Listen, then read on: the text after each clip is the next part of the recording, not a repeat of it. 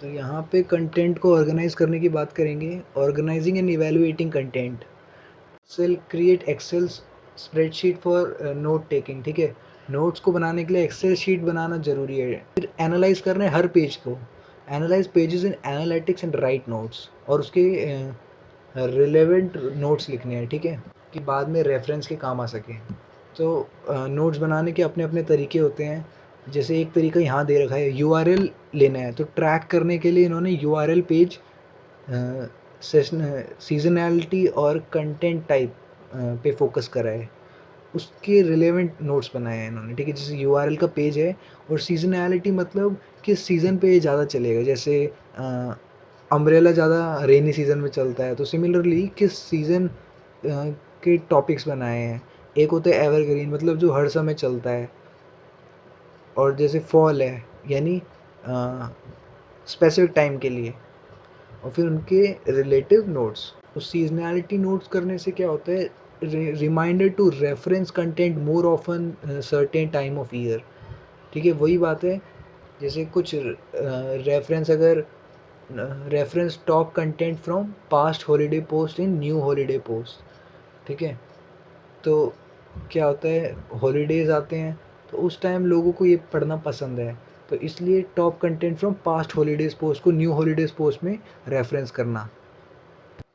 तो इससे क्या होगा, ट्रैफिक पुरानी पोस्ट पे भी जाएगा। जब आप नई पोस्ट बनाते हो हॉलीडेज़ पे, तो पुरानी पोस्ट पे रेफ़र करने से ट्रैफिक उधर भी जाता है। तो this will drive traffic to older post. Bots will recrawl them and make you aware of outdated content। तो जो आउटडेटेड कंटेंट है, या तो उसको रिमूव कर दो, ठीक है, या फिर उसको अपडेट कर दो।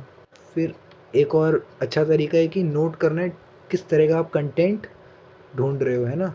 जैसे वो टेक्स्ट पोस्ट है, या इन्फोग्राफिक है, या वो वीडियो, या कुछ और।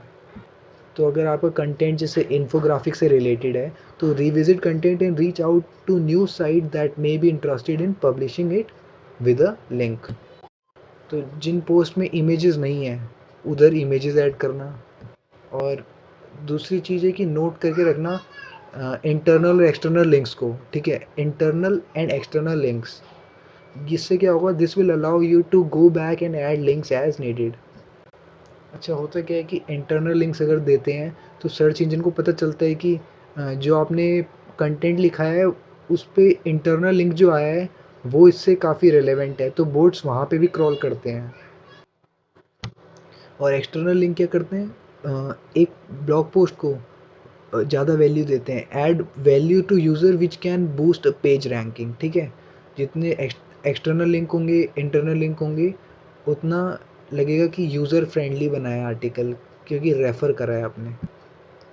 और पोस्ट टाइप और कैटेगरी को भी ध्यान में देना है, ठीक है। Not the same as content type, text, image and video. तो पोस्ट के किस तरह का पोस्ट है, इस पे भी आपको कैटेगराइज करना है। तो इससे क्या होगा, जब हम कैटेगराइज कर देंगे, तो हमें ये समझ में आ जाएगा कि किस टाइप की पोस्ट है, किस रिसोर्स से बिलोंग करती है, यानी किस कैटेगरी में एक पोस्ट को रखा जा सके। जैसे for example, make a single post और page highlighting all how to topics if there are many how to post.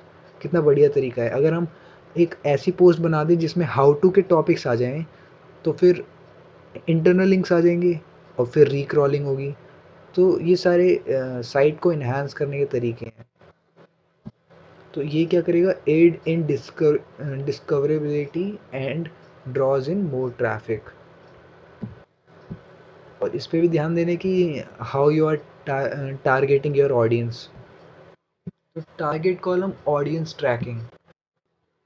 तो ये क्या करता है, जैसे स्प्रेडशीट बनाई आपने, तो उसमें कैसे तरह की ऑडियंस को टारगेट करना है, तो it references how audience is being targeted.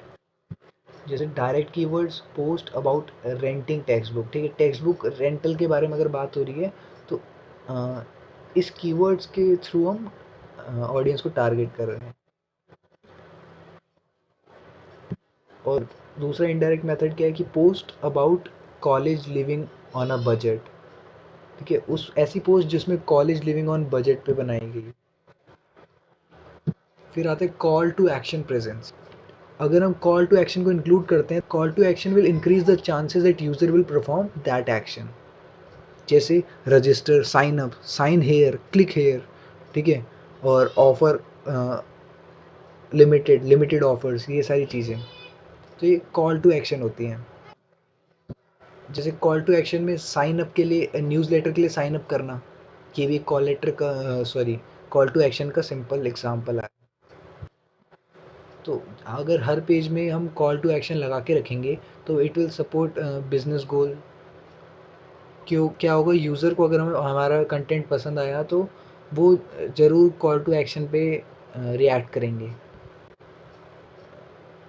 और call to action does not have to be same और ऑब्नॉक्शियस।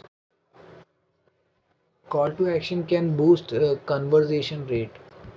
ज़रूरी नहीं है कि कॉल टू एक्शन सिर्फ क्लिक हेयर हो। इसमें अगर हम हेल्प का सेक्शन भी बनाते तो फिर अगर यूज़र को कि कोई हेल्प चाहिए आपकी साइट से, तो वो वहाँ पे जाके रेफ़र कर सकता है। फिर आते हैं evaluation examples.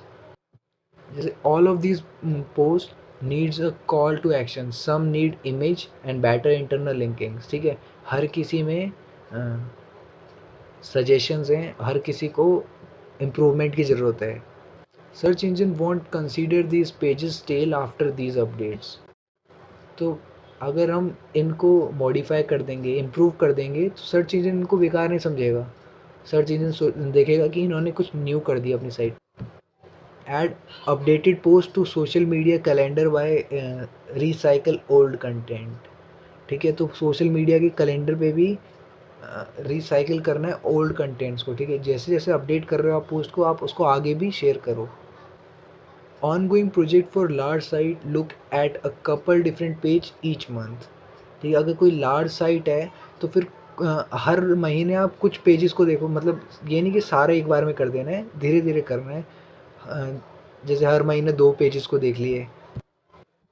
Do the same for high bounce rate pages if site is tracking conversions. High bounce rate मतलब मैंने पहले भी बताया था आपको ये, कि कुछ साइट होती है जिनमें कंटेंट की कमी होती है, तो लोग प्रेफर करते हैं सीधा उनके सब डोमेन में जाए, मतलब जो जैसे ब्लॉग्स हैं या फिर उनके थ्रू जो सर्विस मिल रही है वहाँ पे जाएं डायरेक्ट, तो ये बाउंस रेट आता है। और या फिर किसी को नहीं पसंद आया साइट, है ना, तो बैक कर देता है, तो ये भी इफ़ेक्ट करता है। Check non organic landing pages for possible SEO improvements, ठीक है। जो नॉन ऑर्गेनिक लैंडिंग पेजेस हैं उनको भी एसईओ का इम्प्रूवमेंट करवाना है। तो समराइज़ कर लेते हैं, कैसे आइडेंटिफाई करना है साइट को, ये आपको पता चल गया होगा। और कैसे ऑर्गेनाइज करना है कंटेंट को, ये भी पता चल गया होगा। तो ये 2 चीज़ें थी जो यहाँ से हमें पता चली। Thank you.